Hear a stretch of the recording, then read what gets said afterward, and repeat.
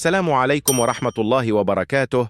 أوقفت عناصر الفرقة الوطنية للشرطة القضائية بالدار البيضاء يوتيوبر مغربي ذو جنسية أسترالية بعد إصدار مذكرة توقيف دولية بحقه قبل حوالي عامين. وحسب تقارير إعلامية، فإن الشخص الذي يعرف بلقب جانيط الأسترالي وقد تم توقيفه في مطار محمد الخامس الدولي بالدار البيضاء قبل أن ينقل إلى المحكمة الابتدائية في سيدي سليمان.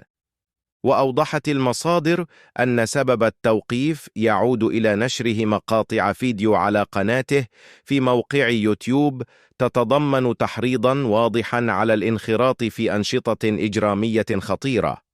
وأضافت التقارير أن المتهم مثل أمام وكيل الملك الذي قرر وضعه تحت تدبير الحراسة النظرية للتحقيق معه.